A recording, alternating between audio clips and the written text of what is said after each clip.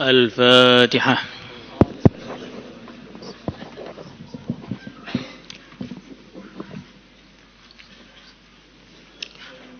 الفاتحة.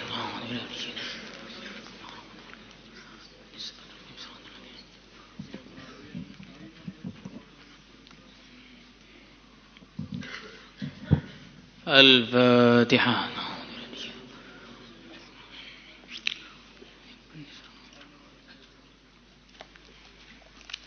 Teruskan kemarin.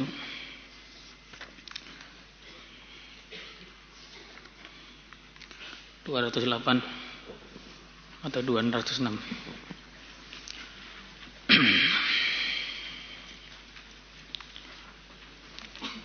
1888.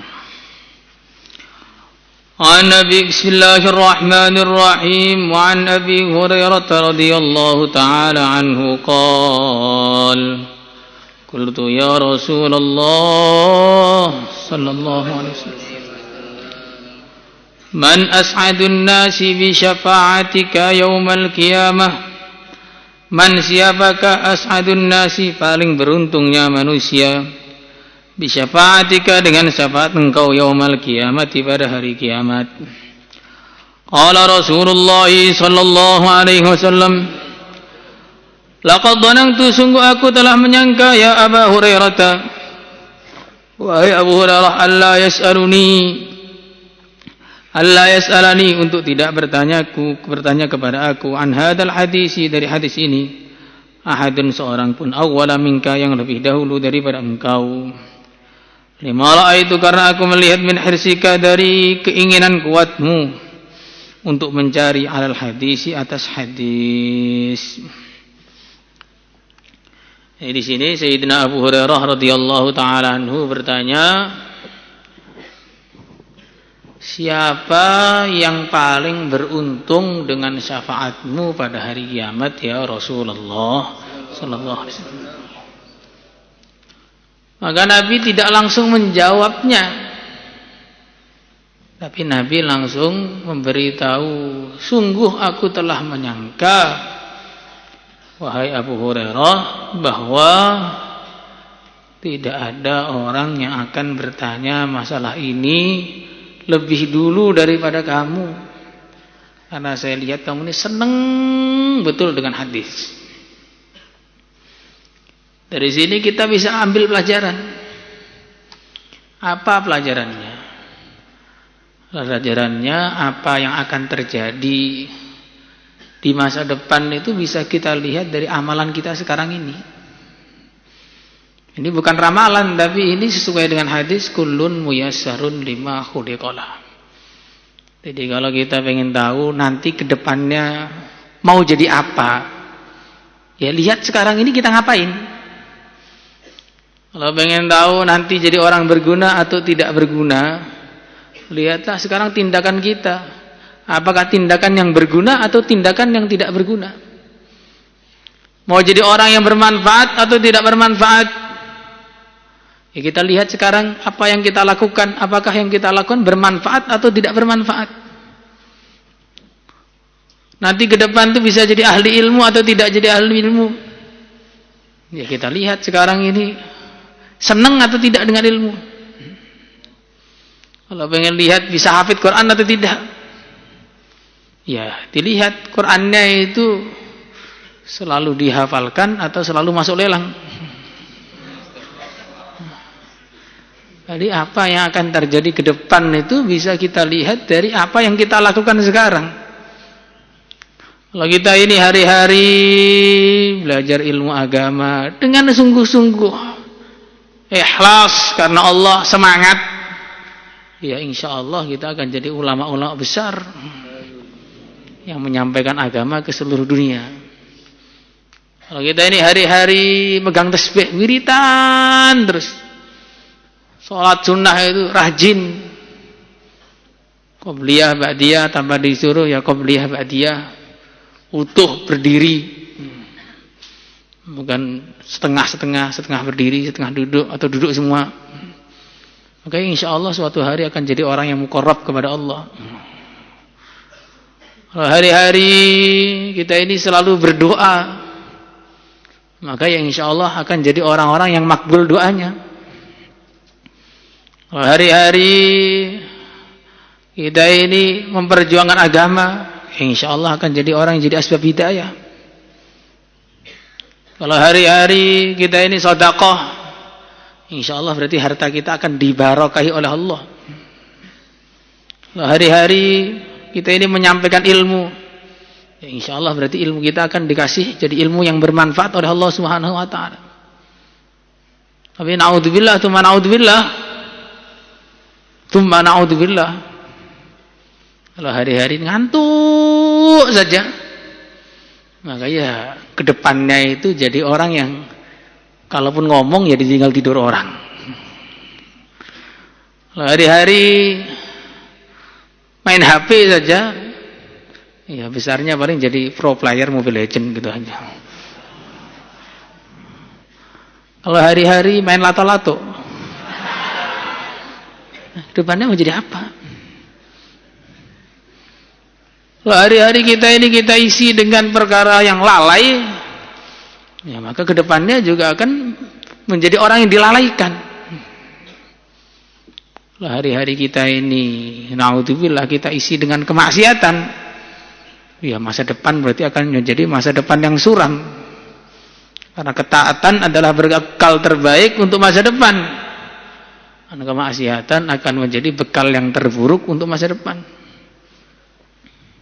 Dan kemaksiatan akan berefek kepada masing-masing fannya.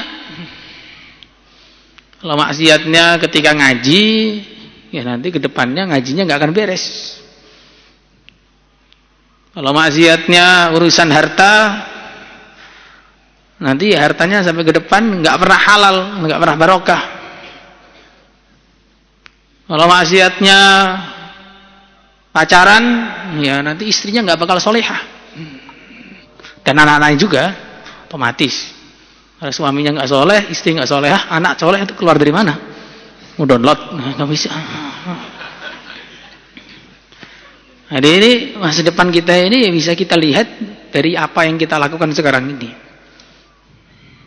Kalau kamu seneng dengar ngaji, ya insya Allah orang seneng dengar ngaji kamu. Kalau kamu tuh beban dengar ngaji, ya nanti kalau kamu jadi pengajar, orang jadi beban juga ketemu pengajar kamu. Pelajaran dia lagi. Kalau sampai pergi langsung syukuran itu kelas. Kenapa ada orang begini? Ya, karena memang dulunya tidak pernah cinta ilmu, sehingga ilmunya pun tidak dicintai oleh manusia. Ilmunya belum pernah makbul di sisi Allah Subhanahu Wa Taala. Nah, ini penting ini. Kemudian yang kedua, di sini baginda Nabi Shallallahu Alaihi Wasallam memuji Sayyidina Abu Hurairah dengan hirs alal hadis, sangat ingin mencari tambahan ilmu. Ini juga harus dimiliki oleh setiap pelajar. Idza a'taital ilma kullaka a'taka ba'dahu wa in a'taitahu ba'daka lam yu'tika syai'a. Kalau engkau memberikan semua kemampuanmu untuk mencari ilmu, maka ilmu akan memberikan sebagian darinya untuk kamu. Tapi kalau kamu ini setengah-setengah dalam mencari ilmu, ilmu enggak sudi memberi kepada orang yang setengah-setengah. Jadi harus ada keinginan kuat. Allah tidak akan ngasih kefahaman kepada orang yang tidak syukur ketika diberi kefahaman. Alaihissallahu bi'alama bisyakirin. Alaihissallahu bi'alama bima fi suduril alamin. Allah Maha tahu siapa yang syukur. Kalau dikasih ilmu agama, Allah Maha tahu. Allah Maha tahu siapa yang syukur dikasih sholat. Allah Maha tahu siapa yang syukur dikasih sedekah. Maka orang itu kalau lihat hakikatnya, ya, Bukan dia tidak ke masjid, tapi Allah nggak suka lihat dia ke masjid. Saking banyaknya maksiatnya hari itu, Allah nggak ngizinkan dia ke masjid. Jadi Allah nggak mau disembah sama dia. Bukan kamu tidak mau berzikir, tapi Allah tidak mau diingat sama orang yang mulutnya selalu banyak maksiat. Bukan kita ini nggak mau sedekah, tapi harta kita ini terlalu haram sehingga Allah nggak mau terima sedekahnya. Nah, ini kalau lihat hakikatnya begitu. Jadi bukan kamu nggak mau ngaji atau nggak seneng ngaji, Allah yang nggak seneng ilmu agamanya dipahami oleh orang seperti itu. Kalau orang keluyuran bagaimana? Bukan dia pengen luyur atau nggak betah di pondok, Allah nggak pengen lihat orang seperti ini di pesantren. Ini begitu, ini kalau lihat hakikatnya begitu.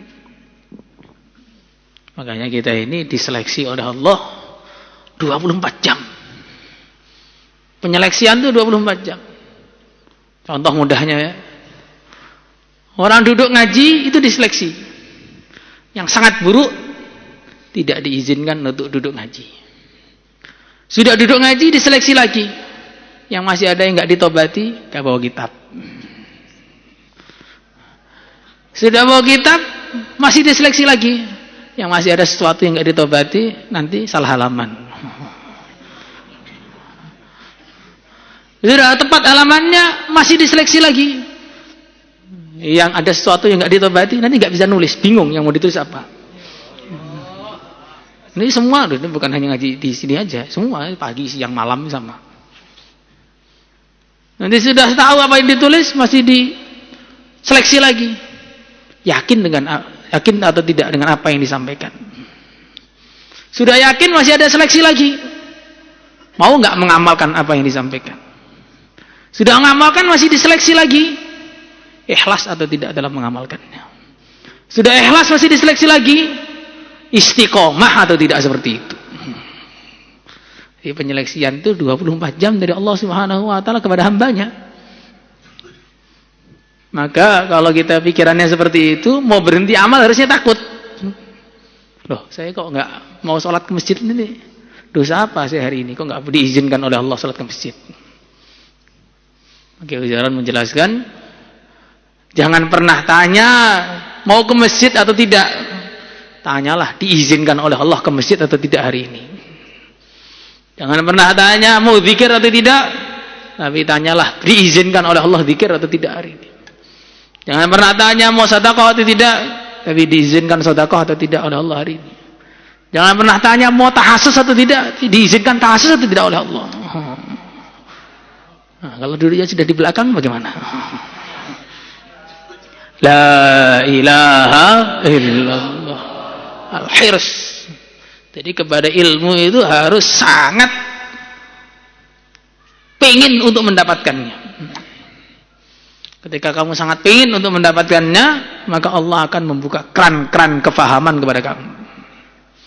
Tapi kalau kamu ini tidak pengin, ya ilmu lebih nggak pengin lagi. Sebagian ulama menggambarkan ilmu itu bagikan tokoh besar yang sedang masuk suatu kampung. Sedangkan hati-hati manusia itu bagikan rumah-rumah yang ada di kampung tersebut. Rumah yang sudah membuka lebar pintunya, menyiapkan segala hidangannya, berwajah ramah di depan tamunya, itu belum tentu tokoh tadi mampir. Apalagi rumah yang menutup rapat pintunya, dimatikan lampunya, dikunci dari luar, ditinggal pergi, kuncinya hilang. Jelas gak mungkin mampir. Orang yang sudah serius duduk di paling depan, pengen paham, sebelum duduk baca doa dulu, kadang-kadang gak paham. Bagaimana dengan orang yang di belakang sambil tiduran? Ya jelas-jelas tidak akan paham. Makanya dengan ilmu itu harus cinta, pengen. Dengan itulah Allah akan kasih ilmu yang banyak kepada kita. Tapi kalau memang tidak ditakdir dapat ilmu, suruh pengen tuh nggak mau. Kenapa sih harus pengen? Kenapa sih harus pengen? Ya ini, kulun miyasarun lima khuliqalah. Mau tidak ditakdir hafid Quran tuh, lihat Quran tuh kayak tulisan Cina jadinya. Ini apa ini? Pusing ah, ngadem dulu di bawah pohon 6 tahun di situ.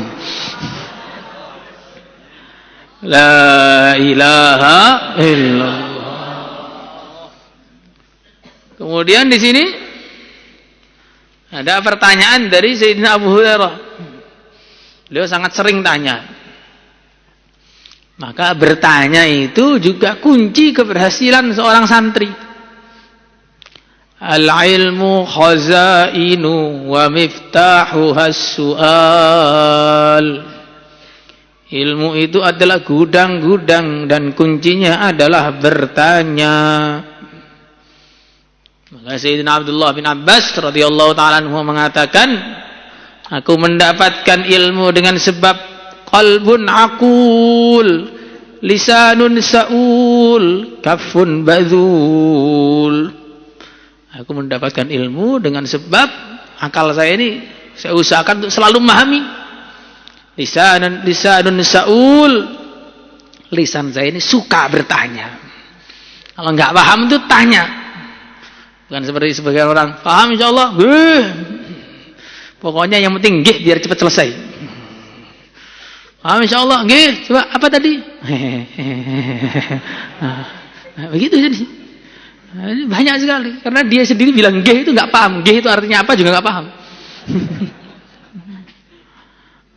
Jadi qalbun sa'ul, lisanun sa'ul, sering bertanya.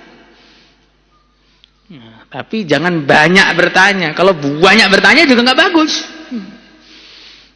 Karena kebanyakan bertanya itu biasanya menunjukkan kebodohan atau ngengkel. Sebab salat Kang, salat di mana? Masjid kah? Ini nggak beres ini. Udah gede bisa salat sendiri. Ini pertanyaan-pertanyaan itu kalau terlalu banyak kadang-kadang itu akhirnya menimbulkan kesusahan bagi orang yang bertanya sendiri. Seperti ada santri minta amalan sama kiainya, minta amalan salawat ilmu, ya silakan diamalkan. Tanya lagi, berapa kali sehari? 10.000. Dibaca kapan? Setiap habis sholat 10.000. Puasa apa enggak? Puasa. Berapa hari? 2 bulan. Boleh makan daging atau enggak? Enggak boleh. Makannya apa? Air putih saja. Ya begitu kalau tanya itu jadinya. Kalau kebanyakan tanya jadinya begitu. Dan itu sudah banyak yang begitu itu. Tapi kalau ya seperti Bani Israel disuruh nyembelih sapi. Kalau nyembelih sapi gampang, mana-mana ada sapi. Tapi malah tanya, qalu du'u lana rabbaka yubayyin lana ma hi. Sapi yang gimana? Sapi yang gimana? Sapi ya sapi. Sapi yang gimana? Malah tanya, dikasih susah oleh Allah. La faridu wala bikr. Dia ini tidak tua juga tidak sangat kecil, jadi pas umurnya. Tengah-tengah. Udah itu makin sulit. Masih tanya, ma launuha? Warnanya apa? Safra faqi'un launuha tasurrun nadhirin. Kuning langsat bercahaya, siapa yang melihat seneng.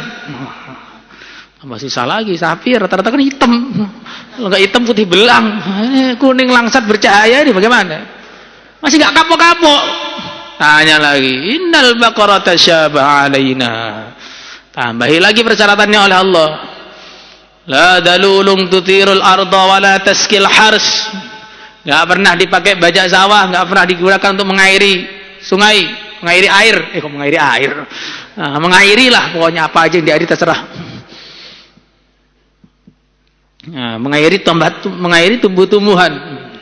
Musallamatun la syiyata fiha. Sapi yang selamat enggak ada cacatnya sama sekali. Tambah susah akhirnya. Coba kalau dia nyembelih sapi, mana-mana sapi bisa disembelih, tapi karena tanyanya banyak akhirnya susah. Dan ini sapi yang begini ini seluruh dunia cuma satu pada waktu itu. Itu sapi ajaib.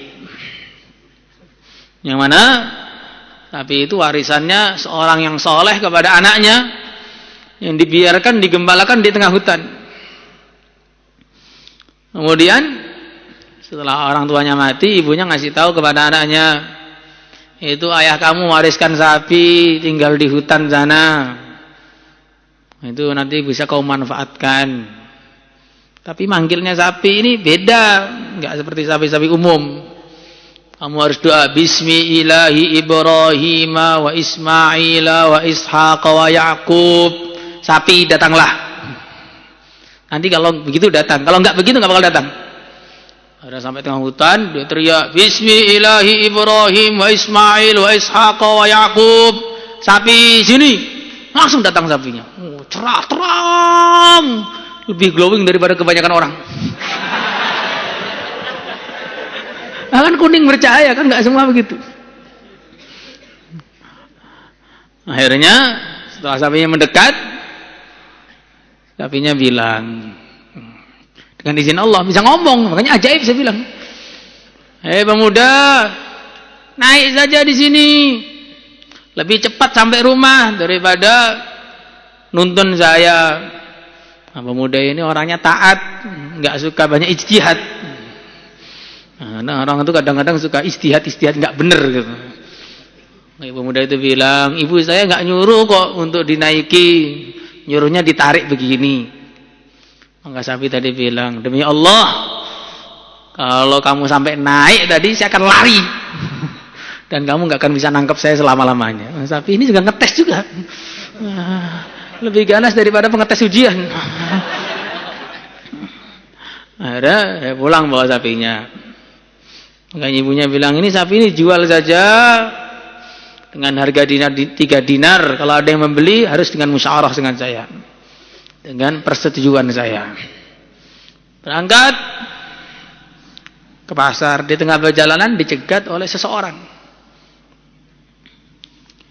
Fulan mau kemana? Jual sapi. Jual harga berapa? 3 dinar atas keridhaan ibuku. Maka laki-laki tadi mengatakan, ya saya beli saja 6 dinar. Yang penting jangan ngomong ibu kamu. Oh enggak, saya harus ngomong dulu. Balik ke rumah, bilang sama ibunya, ini mau dibeli 6 dinar. Ya boleh. Berangkat lagi. Tengah jalan ketemu lagi sama orang tadi. Bagaimana? Ya 6 dinar dengan ridho ibuku. Maka orang tadi bilang, saya beli 12 dinar. Yang penting jangan kasih tahu ibu kamu. Oh enggak, harus kasih tahu ibu saya. Coba lo kita, wah kesempatan ini. Dapat tambah 6 dinar. Enggak suka ijtihad, sukanya taat. Ijtihad itu kalau enggak Imam Syafi'i dan yang selevelnya itu enggak cocok. Ada balik lagi, itu orangnya minta harganya 12 dinar. Maka namanya ibu yang solihah ini juga paham. Oh nah, itu bukan orang itu malaikat. Tanya saja kepada malaikat tadi, sapinya ini disuruh jual berapa harganya? Kok diturunkan malah naik, diturunkan malah naik, ini harganya mau dijual berapa? Biasanya di mana-mana orang tuh nawar biar turun, ini nawar malah biar naik, ini bagaimana? Nah, tanyalah, suruh jual harga berapa? Nggak datang lagi pada tadi, orang tadi masih, Wan ini sapi ini kata ibu saya, engkau ini malaikat. Kalau ibu pun kamu tahu tuh, iya. Mau suruh jual berapa sapinya ini? Ya, ini ada orang di Bani Israel sana yang bunuh orang. Ini nanti mereka nyari sapi yang punya kamu ini, dan cuma satu. Jangan kamu jual kecuali dengan seharga beratnya sapi ini 10 kali lipat berupa emas. Nah, 10 ini kalau sapinya 1 ton berarti ya 10 ton emas. Berapa itu? Nggak bisa dihitung. Kesimpulannya apa? Nah, kesimpulannya tanya itu sangat penting. Tapi banyak tanya menjadikan kamu orang tidak penting atau masuk dalam situasi yang genting. Dan tanya itu niatnya harus bertanya. Jangan tanya niatnya ngetes yang ditanya. Kadang-kadang santri itu ada yang punya pikiran begitu. Nah, itu suka ngetes gurunya, kemampuannya seberapa sih? Ada seorang itu minta maaf, ngirim surat kaleng. Mohon maaf Ustadz, dulu di kelas saya sering ngetes Ustadz. Saya belum paham apa-apa sehingga nggak tahu apa-apa sampai sekarang juga. Jadi jangan ngetes. Kalau kamu tanya dalam keadaan ngetes, itu akan berakibat sangat fatal kepada rohaniyah kamu.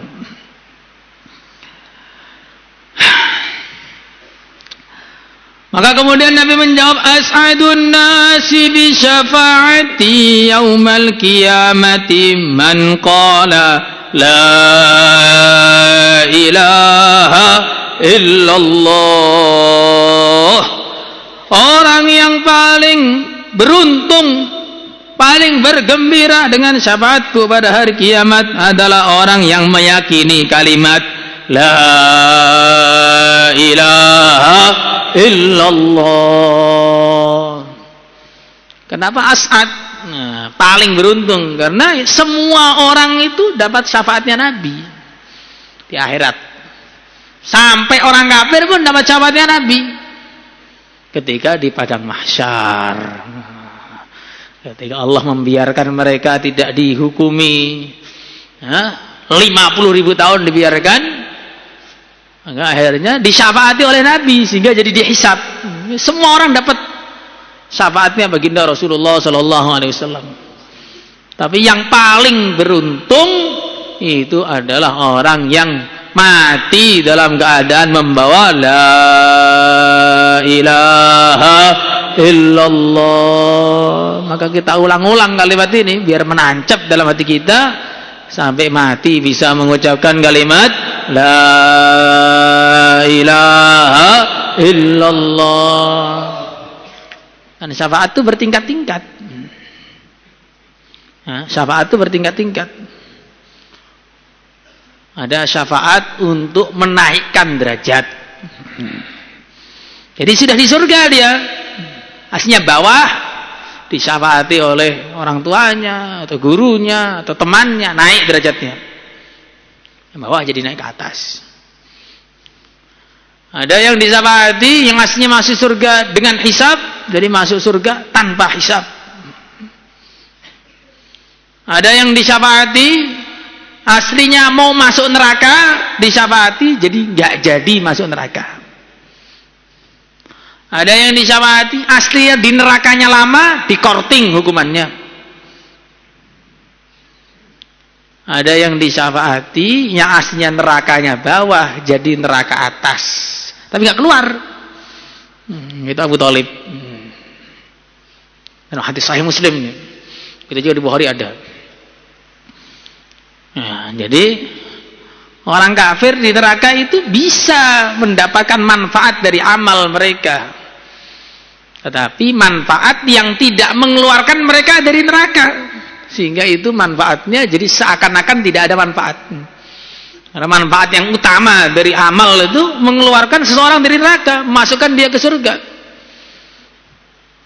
Ini kadang-kadang ya seperti Abu Lahab, orang yang paling memusuhi Nabi karena pernah mencintai Nabi, maka ada manfaatnya. Itu di neraka diringankan siksanya setiap hari Senin. Abu Thalib karena membantu Nabi tapi dia tidak Islam dalam qaul yang mutamad, maka akhirnya dia dikeluarkan oleh Nabi dari neraka yang paling bawah ke neraka yang paling atas. Tapi masih di situ. Ya, orang kafir itu ya karena kufurnya juga beda-beda, ya nerakanya beda-beda. Ya, nggak mungkin nerakanya Qarun, Fir'aun, Haman disamakan dengan nerakanya orang-orang kafir yang nggak tahu apa-apa, itu nggak mungkin. Nah, makanya syafaat itu bertingkat-tingkat begitu. Maka walaupun sudah orang yang soleh pun juga perlu syafaat, biar derajatnya lebih tinggi lagi daripada sebelumnya. Apalagi yang banyak dosa, ya perlu banyak syafaat itu. Dan syafaat itu tidak menafikan wa alaysa lil insani illa ma sa'a. Nah, ini orang-orang yang nggak suka doa dikirim kepada mayit itu, sukanya begitu. Doa kepada mayit nggak sama, nggak sampai. Alaysa lil insani illa ma sa'a. Manusia hanya mendapatkan apa yang dia usahakan. Syafaat itu termasuk bagian hasil dari amal dia, sebab dia mengucapkan la ilaha illallah, akhirnya dia dapat fasilitas bisa disyafaati sehingga keluar dari neraka. Jadi syafaat itu tidak bertentangan dengan wa alaisa lillahi ihsan illa ma sa, tidak bertentangan. Jadi sebab orang beramal namanya amalan la ilaha illallah, dia akhirnya dikasih fasilitas oleh Allah. Fasilitasnya namanya apa? Fasilitasnya bisa dapat syafaat sehingga bisa keluar dari neraka atau mau masuk nggak jadi, atau naik derajatnya, atau masuk surga tanpa hisab. Tapi kalau orang itu tidak pernah mengucapkan la ilaha illallah, kalaupun bisa disyafaati, itu ya syafaatnya tadi hanya bermanfaat untuk mengurangi sedikit dari siksanya, tidak akan bermanfaat mengeluarkan dari neraka. Maka kalau dikatakan amalannya orang kafir nggak ada gunanya sama sekali, betul, karena nggak bisa keluar dari neraka. Dibilang ada gunanya, ya ada betulnya, karena kadang-kadang menjadi meringankan sedikit siksa dia, tapi tidak bisa keluar dari neraka. Paham sampai sini? Akan tetapi khalisan min qalbihi, bukan hanya sekedar la ilaha illallah, tapi la ilaha illallah yang dari dalam hati, au nafsi, atau dalam diri, tidak ada keraguan sedikit pun, tidak ada kebimbangan sedikit pun bahwa Tuhan itu hanya Allah, selain Allah tidak layak dijadikan Tuhan. Yang mengatur alam semesta hanya Allah, selain Allah tidak bisa mengatur, dirinya saja tidak diatur apalagi yang lain-lain. Dan yakin dengan sebenar-benarnya yang menciptakan segalanya hanya Allah, tidak mungkin terjadi dengan kebetulan. Ini zaman sekarang ini zamannya orang sok pinter, ahli-ahli fisika, biologi, itu suka sok pinter, semua itu kebetulan.